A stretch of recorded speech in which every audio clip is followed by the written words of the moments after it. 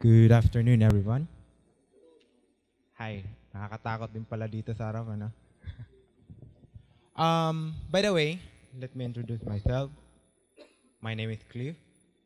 I'm from Dumaguete. Actually, hindi talaga ako taga Dumaguete. Oh. 50 kilometers from Dumaguete. Oh. So, a small town at Negros named Manhuyod. Taga doon ako.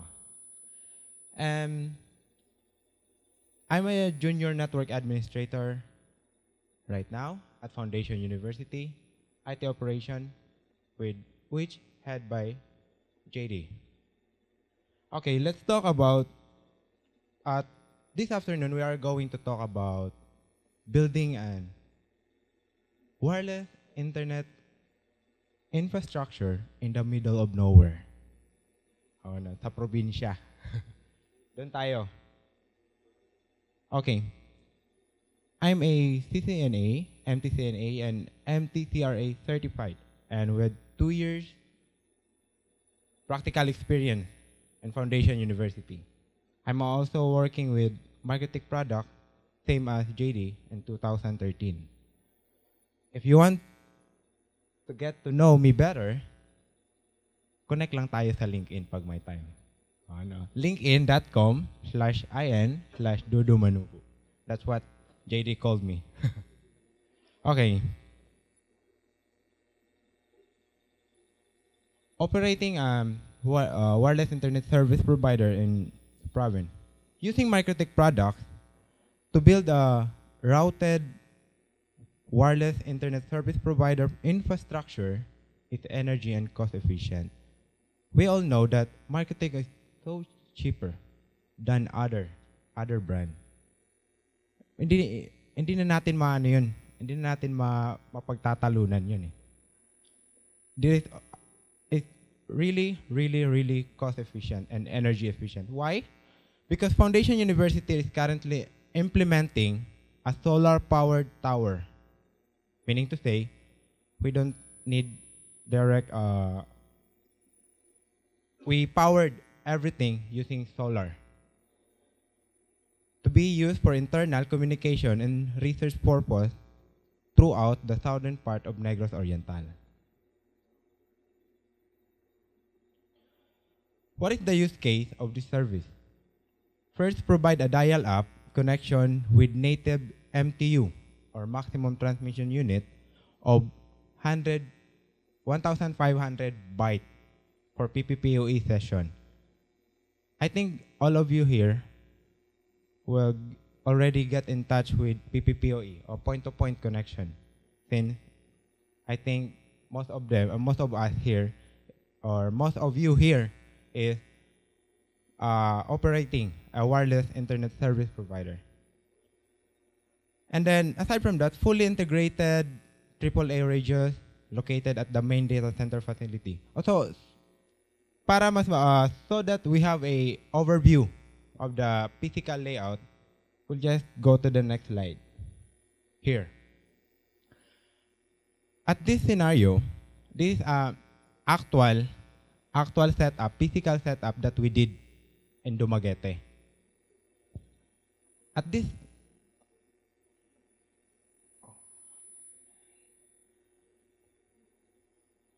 in this area, this is the area of our client. And this area here, from here, this is the distribution.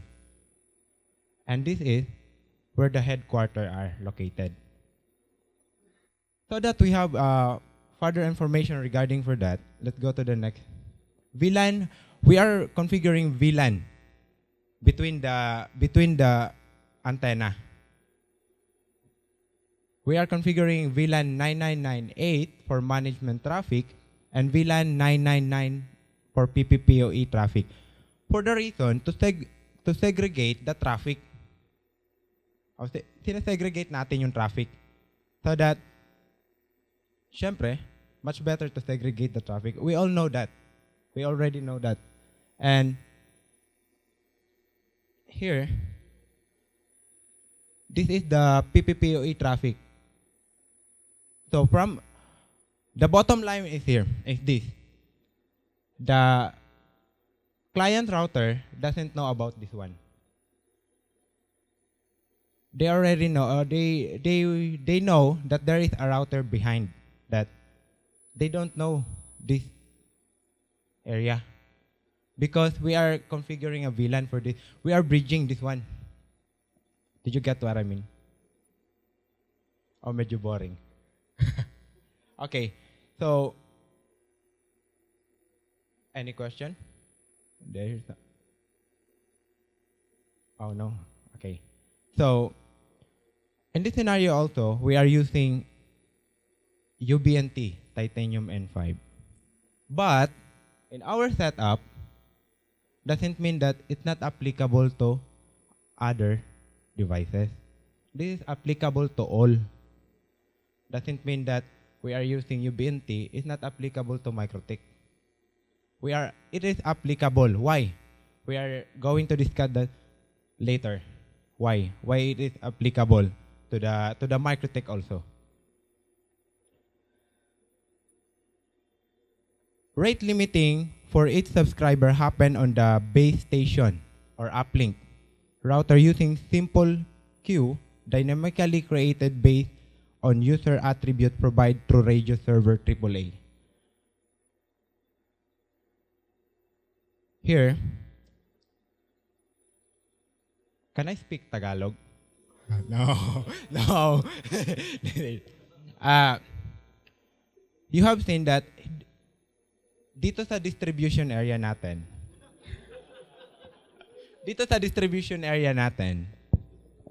we have a router. And this router acts as a PPPoE access concentrator. Why? Why? For example, when our client try to authenticate using their username and password, our PPPoE access concentrator will now communicate to our AAA or regions manager for authorization, which using a port of 1812 UDP. Okay. And then 1813 UDP for accounting. Okay. So this every time there is a client that try to connect to our PPPoE server, the PPPoE concentrator forward all the requests to our radios manager. Did you get it? Okay.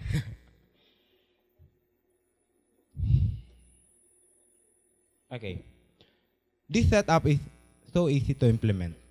Very easy to implement. And the purpose of this concept is work either using MPLS, DPLS, or anything. Even IP routing. Okay. Here we go. Challenge. Wireless internet service provider would like to support an MTU of 1500 byte for all PPPoE session to avoid packet fragmentation. We all know, guys, what is packet fragmentation here. We all know it, right? Because we don't want packet fragmentation. That's it. Sino bang wireless internet service provider dito na gusto ng fragmentation? Meron ba? So wala. We don't love fragmentation. That's it. That is why we are using MikroTik products. Because at the RFC 2516, a method for transmitting PPP over Ethernet or PPPoE, the maximum receive unit MRU option must not be negotiated to a larger size than 1492. Since Ethernet has a maximum payload size of 1500 octet, the PPPoE header is 6 octet and the PPP protocol ID is 2 octet. The PPP MTU must not be greater than 1492. Did you understand? Ganito lang. This is the bottom line. MikroTik products have a greater MTU, which they can provide until 1600 bytes. This is enough. This is enough. For example, we are talking also because there is 2 MTU, right? IP and then the layer 2 MTU, and layer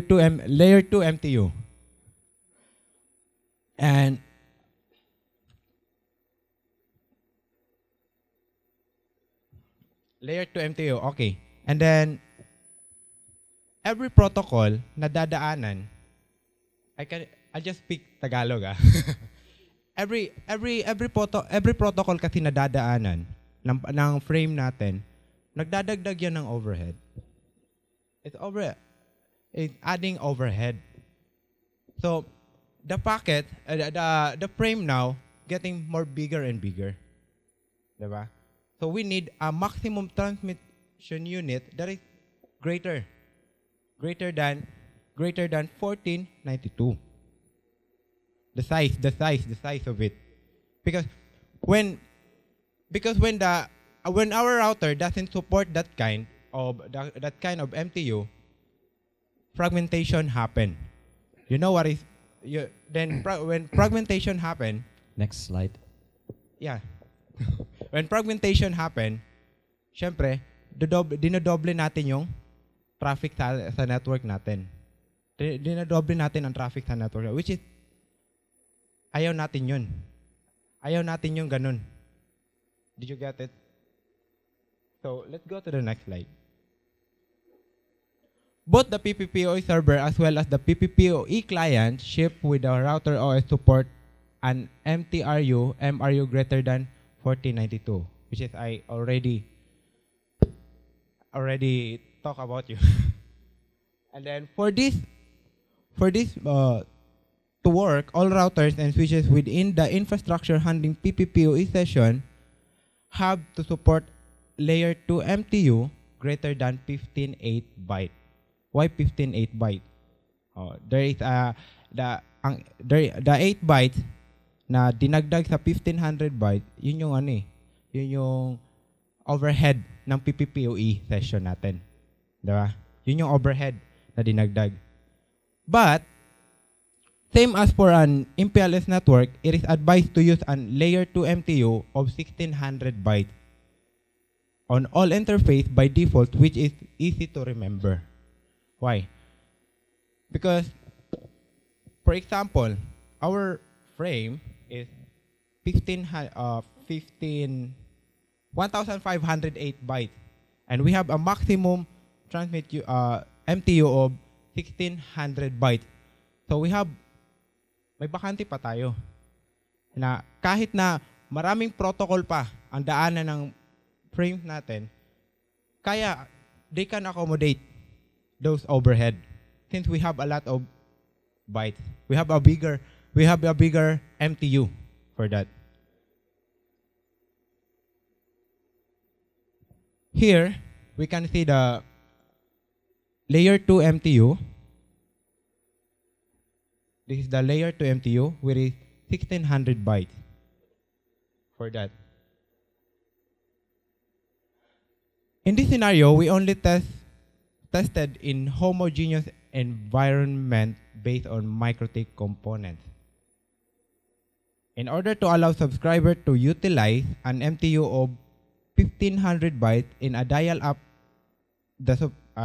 link, the subscriber CPE router has to support an MTU and MRU greater than 1492 for PPPoE session. This requires support of the PPP client. An layer 2 MTU greater than 1508 on the WAN interface connecting to the wireless internet service provider CPE or antenna. Though the proposed setup support legacy router as well, MTU MRU 1492. But we are nagsasuggest kami sa inyo na mas magandang gamitin yung mga MikroTik products talaga. Since it have greater MTU. Galit na sa akin, no? Nagtatagalog ako. Okay. This is the configuration. This is the configuration of the server for the PPPoE. As what have we seen, the MTU was set to 1500 bytes.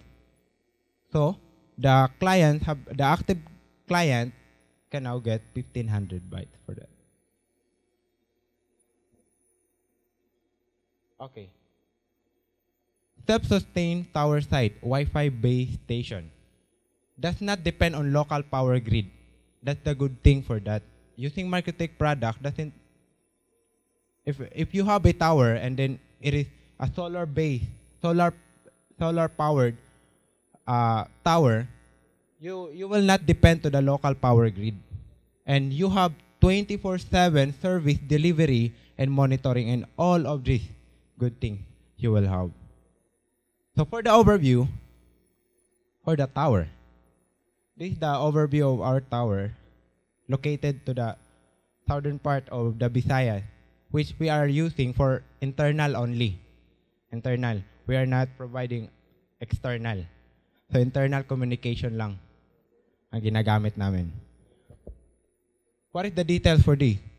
The length, the height of this tower is 50 meters. And then there is a 2 service cages with 6 mounting rails with 360 degree. And ang bigat nito is 2.5 ton metrical. Grounding and lightning arrestor system dito in the lower side here, and to the ano ba tawag nito? Dito sa area which is nakalagay yung mga mounting niya, we have a ground. The tower base. Yeah, tower base. Okay, tower base here. We have a ground for that. There's a grounding on a tower base, and there's also the hello. Grounding goes also. Jesus, what is wrong with this microphone? There's also grounding that comes from the GUI wire spots on the sides. This is actually a star system with 3 GUI wire spots on the ground, and every single spot, including the base, is actually grounded. Okay. This is the details of all information regarding to our tower. And then, this is the overview. This is the plan for the tower site. And this is the cages where we can put the sector antenna for interconnecting all the clients. So, point to multi-point connection natin dito. This is the 3D for that tower. This is the top view. And all of these materials, all of these are built in-house. So, hindi kami nagpapagawa sa labas. In-house lahat. So, built-in foundation, university only. You mind if I join you in front? Yeah, sure. Okay. No problem. Yes, you mind? Okay, so I'm gonna stay there. All right. The fairness is actually we added this to Cliff's talk, and he was not really fully prepared. The tower base is actually a combined project of our department, the architecture department, and actually our casual workers and our engineering team. So this tower is. Can we skip back for a second for the not the vicinity map? Where is it? Wait, one more. This one. Okay, I know that. No, just leave it there. There you go. There. Okay, I know this is extremely small. You can't possibly read it. This was the initial design draft that we did. That's not even the latest one. This is the one for the 7 length, so it was barely 42 meters. This tower was actually we were thinking, well, how do we make it possible in the southern part of the island to communicate? Also having in mind possibly to provide a WISP later on in order to sustain the university. which actually turned out to be a lot harder than we actually thought initially, for organizational reasons. But right now, I mean, the tower site is needed anyway, because why 50 meters? I mean, the problem is the vegetation in this area is unpredictable. It's actually a mountainside, and no one takes care of that area. It's basically rural area. And we wanted to make sure, because there's a lot of bamboo growing around, and you know, we all know how high bamboo can grow. And it wouldn't be the first time that we have to cut down an entire strain of bamboo just in order to make the tower operational again. So that's why we actually decided to go for 50, because we also would like to use it for research to connect to other islands. So it's also going to be for high distance communication. So we wanted to ensure at least twice, this is far more than that, at least twice the size of the Fresnel zone that's actually required, even for high capacity links, or for lower, let's say 900 megahertz solutions rather than just 2.4 and 5 gigahertz. All right. Can you go for the next one? So we have 2 service cages on top of the tower. Each they're actually in diameter about 2.2 meters. So it's fairly enough space so that you can move around in there. They have a platform underneath over here using, there's a picture afterwards, Cliff will show it to you in a moment, so that you can actually, there's a hatch that you can open, you can climb up. But it's not on this overview, just go further for the picture from the welding. It's slow, I know, I'm sorry. Forward. There you go. See that guy? That's him.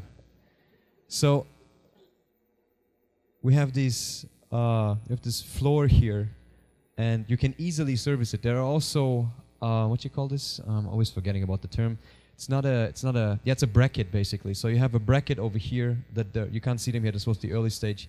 There are brackets on each of these. These are the supporting pipes. So these are not the pipes that will be used in order to mount antennas. They will be actually segregated by about 20 centimeters.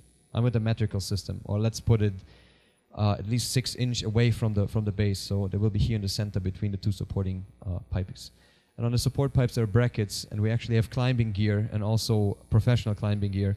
And we have tower hooks so that you can simply walk up, hook yourself in, and just stay safe all the time. We have a fall arrest system for up to 3 people, full body harness, and yeah, we also want to use it to train students on how to climb towers and how to do installations in a proper way, in a secure way, so that they're not going to kill themselves on the first try. All right. Okay, Cliff is going to explain to you now how the solar system comes together with it's the controller board, right? Controller panel? Oh, yeah. This is our controller panel. Where is the router board here? Can you see it? This is the one. JD did that, huh? Yeah, I stripped it off. Stripped it out of the chassis because it wouldn't fit in there too well. So yeah.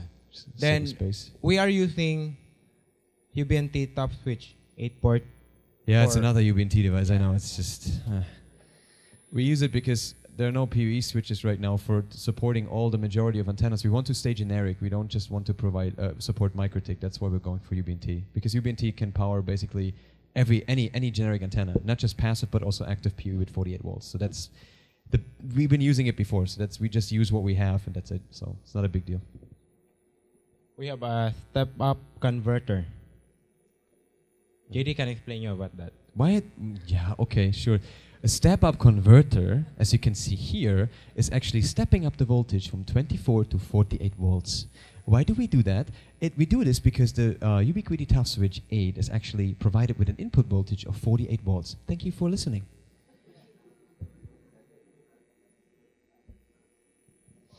These are all the control panel board. Right. In the center, you can see that there's a charge controller. It's an EP Solar. It's a Chinese-made charge controller. We have an external consultant. Is with East Corp. They actually do also a lot of stuff in Cebu and partially also in the capital. They also do 3-phase inverter setups and stuff for on-grid installations. So anyway. And down below where the solar panel combiners, we actually have 5 NEX power panels, polycrystalline with 150 watts each. So right now, with and 4 deep cycled batteries, Trojan batteries with 250 amps each, I think. Even if it's cloudy, this system generates enough input to provide up to 150 watts loads DC power. And when it's cloudy, we can still operate it for up to 5 days easily. Because we don't want to run all the way up. I mean, this is not cost efficient. The entire solar system was about 90,000. Okay? But this actually is going to last for the next 3 years once it's implemented. The only thing that you have to do is run over there every 3 months in order to fill, you know, check the distilled water for the acid lead driven batteries, and that's it. Right? That's it. That's pretty good. Oh, I should sit down. Okay, you guys got any questions in regards to the PPPoE stuff and also the tower stuff and everything? We're so happy to answer them all. Any questions? Oh, there. What's the cost range of the 50-meter tower?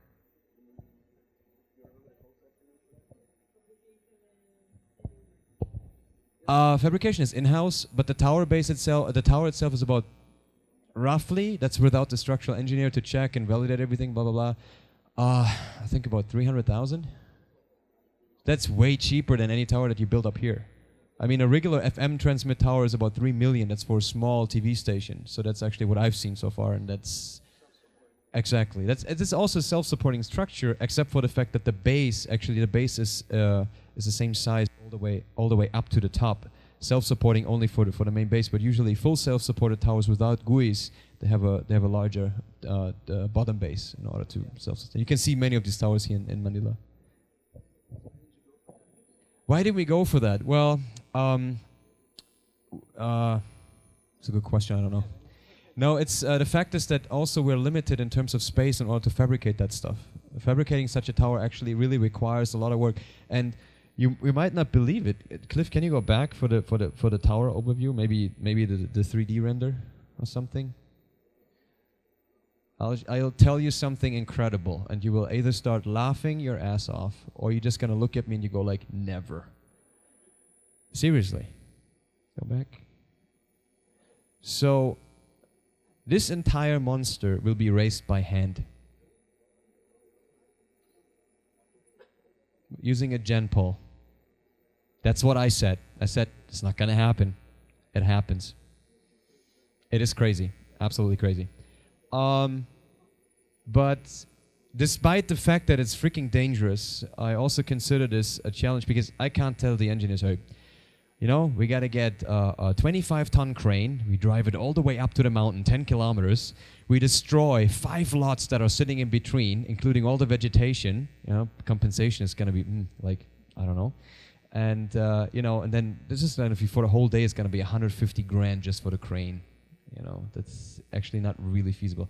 The tower is almost done, and we're going to raise it in the next 2 weeks. So if you're interested, come by and help. All of you. We need a lot of people for that. So, yeah. But our team did a good job on it. And you can see down here, can you go one further? One forward? There. You can see this little ground station here, right? That's actually a self-supporting ground station. That's where the solar panels are. And you can see here that the stars that it sits in between two of the GUI of the path for the GUI wires, right? And this is because this is pointing south. This is where the sun is actually coming in. So they're actually angled by 10 degrees, and we make sure by placing it in the center that the shade that is actually being thrown by the GUI wires is not going to affect the solar panels during the traversal, right? So it's really big. I mean, because if the sun actually passes by, one GUI wire can easily, depending on the height, can easily draw a shade for about half a meter or even a meter. And the panel goes dark, and that's for, you know, I mean, for our setup, it doesn't make that much difference because we have enough power. But if you fully actually occupy the 150 watts, it's gonna be pretty tight, and you really don't want to do this. It's also messing with the charge cycle. Any questions in regards to the PPPoE stuff, or is this the most interesting part of the talk? So, did any of you actually implement PPPoE using 1500 bytes MTU, IP MTU? So who's implementing PPPoE for the subscribers? Come on, raise your hands. Okay, I just see one hand back there. I thought this was a WISP conference. Okay. Okay, so are you actually using just plain PPPoE with native with an MTU of 1492? So regular PPPoE?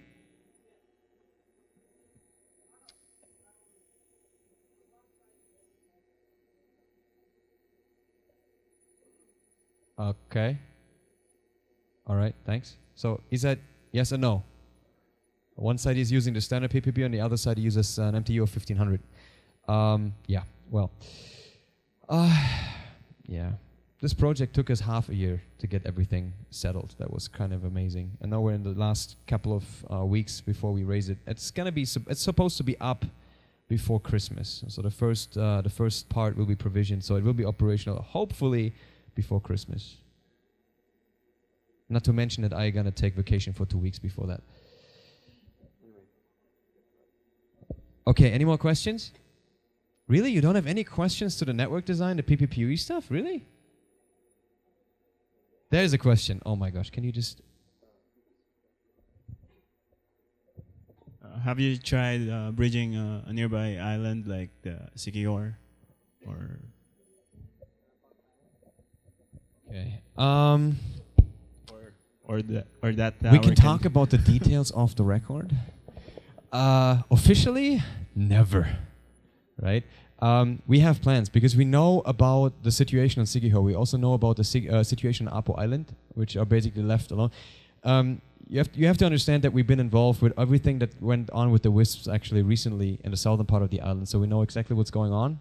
And there was a lot of stuff going down, and a lot of stuff was not really quite good, and a lot of angry people are left behind. Hopefully there are some people, I'm not looking at anyone in particular, are going to make a difference and trying to provide these poor people, with a decent connectivity and support so that they actually might restore the belief in Wi-Fi internet service providers soon. So, but for research purposes, yes, we will implement links between, we have plans to implement another smaller tower site on Siquijor, and then really get students over there, and they have to implement their own links. So basically they have to plan it from scratch and then do it.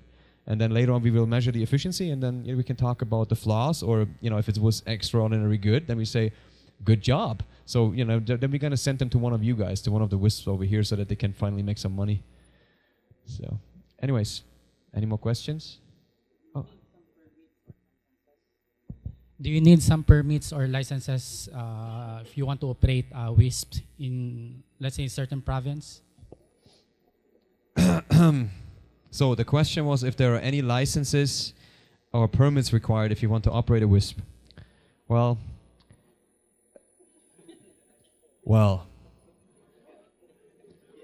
I could tell you about Germany. Oh, by the way, did you guys know I'm a German? You didn't know, right? Okay. In Germany, you don't. I mean, at least not like it is here. Here, it's a jungle. No one knows.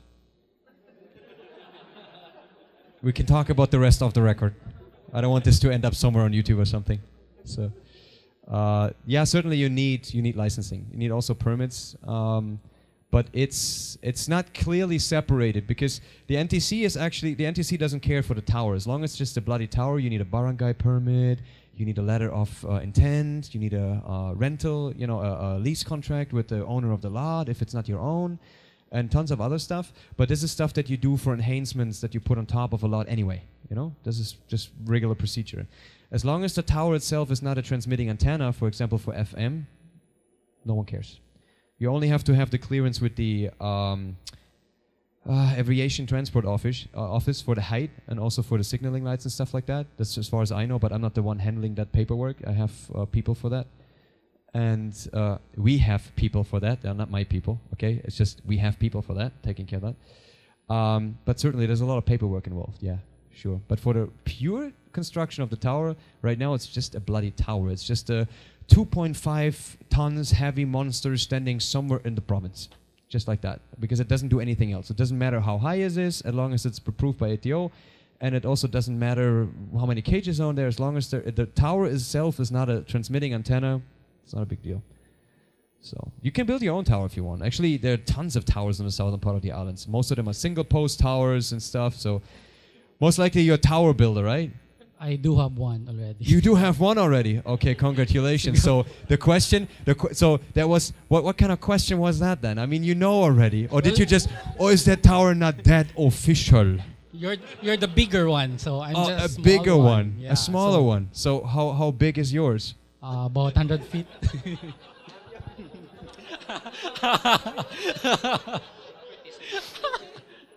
I'm a very serious person. How big is your tower? Sorry. Horizontal or vertical?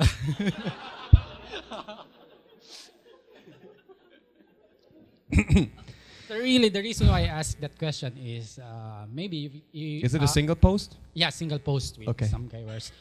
The reason why I asked that question is maybe the NTC already contacted you, and what's your palusot with NTC? So NTC doesn't care for the tower as long as you don't actually use it for active bandwidth redistribution. what do you mean by that? I mean by that you don't operate radio communication gear on top of it. And for example, if you use Wi-Fi gear on top of it and you have it within your own company, which is why we use it for internal communication most of the time anyway, you only need the wireless data network. So you have to request for that with the NTC, but it's only internally. You are not allowed to, you're not supposed to connect subscribers, for example. But it has to be connected to a certain purpose. For example, internal company communication internal to the company that you're working with or that the license is for, and you also have to describe your setup. So you also have to describe the gear. All the gear, of course, has to be approved, type approved, right? Everything has to be neat and bought with a local supplier. Everything has to be fully approved and everything. So if you can do that, well, that's okay. And then everything's good. But as soon as you start providing internet services, and that's a broad spectrum, right? Internet services. So as soon as you start connecting external people to your network that are not related to what you do, well, that's considered an internet service provider. That's not a VAS. We're not talking about a value-added service provider. Value-added service providers are supposed to have only hot-wired connections, cable network, fiber optics, whatever you name it. But you're not allowed to use radio communication gear by default. I'm just telling you what the regulations say. I'm not telling you what is right or wrong. I'm just telling you how the odds are right now, okay? And that's a big issue. It's simply a big issue because what you can do as a VAS, of course, if you have one city and you're going to bridge from one city to another, a base station, which is an internal company link, so you don't connect subscribers directly using Wi-Fi, it's not a big deal. You can do that. That's not a problem. You can get an open data, Wi-Fi wireless data network license for that. And it has to be part of your main license or whatever. So it's just one setup. So, and then you can distribute your bandwidth into the network over there, but the distribution to the respective subscribers has to be hardwired again. So FTTH, the fiber to the home, or cable. I mean, there's so many cable providers in our area. I can't tell. They're still installing continuously cable connections. I don't understand. It's like future. Hello, fiber. Knock knock. I'm here. You know, it's always the same thing. And you see them maintaining a cable network. I don't have to tell you guys what a pain in the butt it is in order to maintain a cable network. I've been working with cable companies down here already, and I can tell you it's not fun. By far not. You need a grounding bus. You need to hook up to telephone support cables, which for sometimes are not even existing, and stuff like that. You don't want to do that. So passive fiber to the home is the way to go. And the nice part is I just talked to MikroTik, and you all know what passive optical network means, right? We're talking about passively splitting a fiber optical core into, multiple single cores. So, and it seems like MikroTik has plans, but as usual, just sketchy information, has plans to release soon devices, or at least transceivers, SFP transceivers, that do support GPON and EPON, which will actually make MikroTik, they will enter another market segment with this. The market for EPON and GPON, or for passive optical networks down here, is huge. It is freaking huge. You can get a GPON network for 512 subscribers easily for less than 300,000 peso from China. Yeah, we have some of these suppliers in Dumaguete, if you believe it or not, and they're rolling out GPON as we speak. But they use all these optical network units for the clients that come also from China. Most of them are just plastic made, and the quality of the hardware is not sufficient. It's triple play solution, data, VoIP, the TV and stuff like that. It works. It works. It would be nice to have a router board at the other end that I can touch when something goes wrong. Unfortunately, we have to wait until MikroTik releases specs for the GPON EPON support. So, Cliff is very excited about the GPON support. Yeah. Okay. Any more questions? A last question. Oh. You have implemented a mobile phone access point in your university where students can use their mobile phone to access internet. You mean for Wi-Fi? For Wi-Fi. Copy.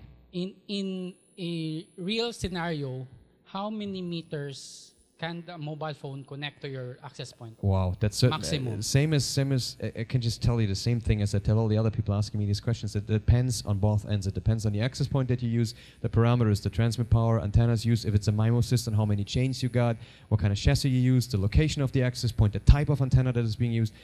Tons of stuff, really tons of stuff. But so in your university?